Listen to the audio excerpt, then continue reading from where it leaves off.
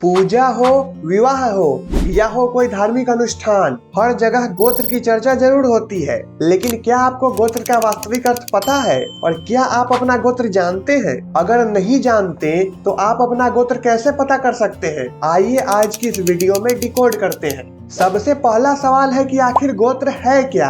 अगर आप इंटरनेट पर इस सवाल का जवाब ढूंढने जाएंगे तो आपको सैकड़ों वीडियोज और हजारों आर्टिकल्स मिल जाएंगे, लेकिन कहीं भी आपको संतुष्टिजनक उत्तर नहीं मिलेगा।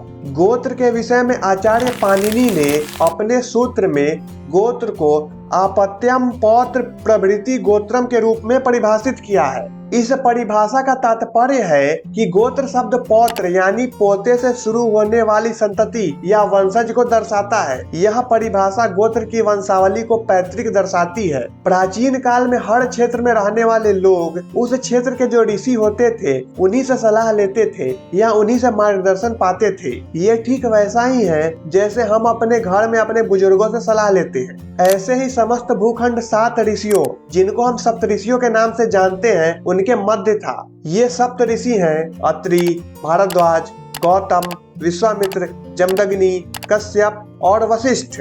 यही आगे चल के लोगों का गोत्र बना, अर्थात जिनके पूर्वज जिस ऋषि के क्षेत्र के अंतर्गत रहे वही उनका गोत्र हुआ। इसलिए गोत्र का संबंध किसी भी जाति और वर्ण से नहीं है। अगर वैज्ञानिक दृष्टिकोण की बात करें तो गोत्र वाई क्रोमोसोम को दर्शाता है, क्योंकि पुत्र को पिता का और पत्नी को पति का गोत्र मिलता है। एक गोत्र में शादी न करने के पीछे भी यही सिद्धांत है कि एक गोत्र के लोग भाई बहन भी हो सकते हैं, जिनमें विवाह होने से हानिकारक रिसेसिव जीन्स प्रकट हो सकते हैं, जिससे संतान में शारीरिक और मानसिक विकार उत्पन्न हो सकते हैं। इसलिए धर्मशास्त्र एक गोत्र में विवाह वर्जित करते हैं। गोत्र की चर्चा में एक और पद निकल के आता है जो है प्रवर। प्रवर का शाब्दिक अर्थ आवाहन या पाठ करना होता है। जहाँ गोत्र एक व्यक्ति के व्यापक पैतृक वंश या कुल को दर्शाता है, वहीं प्रवर उस गोत्र परंपरा में प्रादुर्भूत हुए कुछ अत्यंत श्रेष्ठ और पूजनीय ऋषियों के नाम की वंशावली को ट्रेस करता है। प्रवर की संख्या प्रायः 3 या 5 ऋषियों तक सीमित होती है।